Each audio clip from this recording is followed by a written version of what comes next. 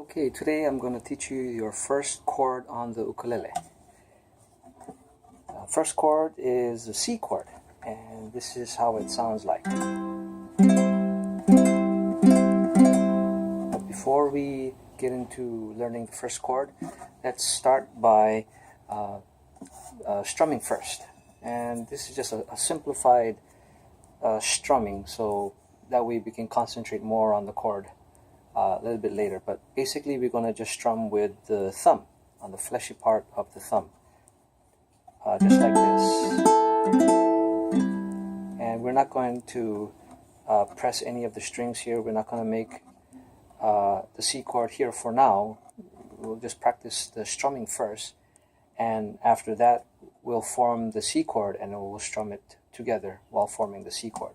So for now, on the left hand, you can just hold on to the neck, just making sure not to touch any of the strings, so that way the strings will ring out. You don't want to muffle it or mute it in any way, so you just want to keep your fingers away from the strings, so that way they vibrate freely. On the right hand, what you want to do is just strum with your thumb for now, fleshy part, all four strings. So basically like this, just like this. You can do it right around the sound hole area, which is right over here.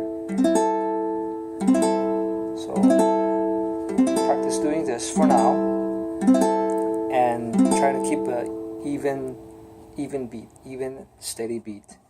You can count by fours. So 1, 2, 3, 4.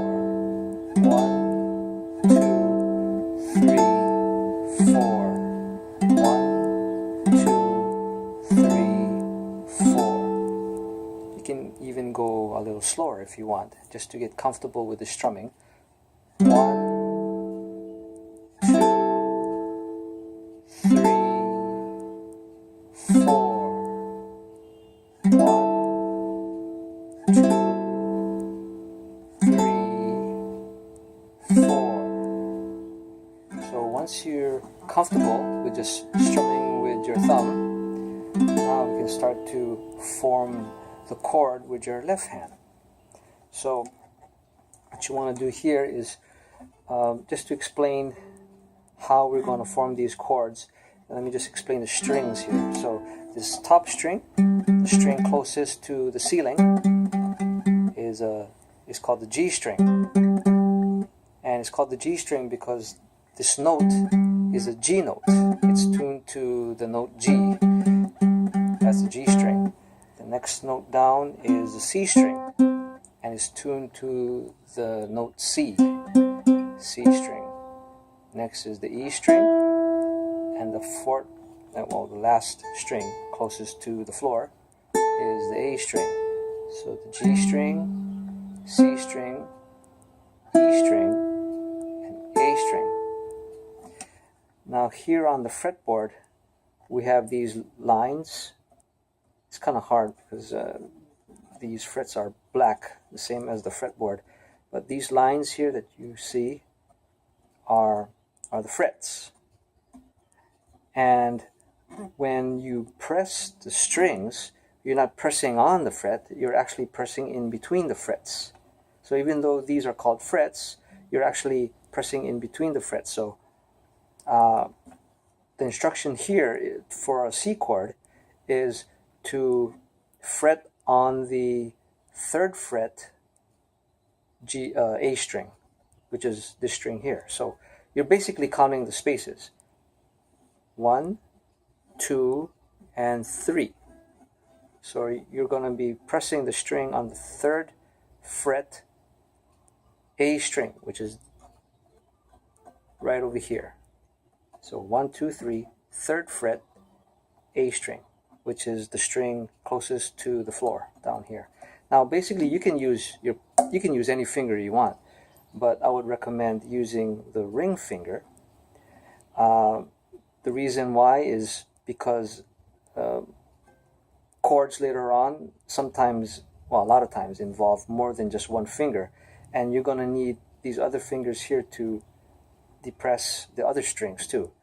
So a good rule of thumb is this pointer finger here will take care of any strings that you press on the first fret. Middle finger will take care of any strings that you press on the second fret. And ring finger will press any strings on the third fret. And pinky on the fourth fret. It's more for these three though, basically. That's just a general rule, but depending on the chord, you may need to break the rules. There's no hard and fast rules in music, really. So for the time being, for the C chord, I would recommend just the ring finger on the A string third fret, which is right over here. And keep these fingers free and away from the other strings, so that way the other strings ring out clearly. And before you strum, you want to test each string to make sure it's not buzzing or it's not muted in any way. You're not touching any of the other strings with your other fingers. So you don't want this kind of sound, this muted sound. You want it to ring out clearly, like this. Same goes with other strings, making sure none of your fingers or any part of your hand is touching any of these other strings. You want it to ring out. So yeah. Here we go. That sounds okay. Okay. Each individual string rings out clearly now. So that's what you want. You don't want like this. You don't want that. So you want to press it just hard enough so you have a clear sound. There's a sweet spot someplace, so you don't press it so hard where it hurts your finger after a while. You just want to press it just enough so it comes out ringing clearly, but not so lightly where it's going to be muffled like this. So just enough. You can kind of adjust it. Once you hear that, you know that's enough pressure. And don't go any harder than that, or else you're going to start hurting your fingers there. You want your fingers to last when you play ukulele. So just like that. Once you got that, then you put the two together from your strumming technique with the thumb strumming that we learned earlier. Open like this. Now you're going to add in that C chord with your ring finger on the A string, third fret. There you go. At this point, give it a practice strumming, counting by 4. 1, 2, 3, 4, keeping a steady beat as slow as you need to, and you can speed it up after a while, but it's basically just downstrokes. So 1, 2, 3, 4.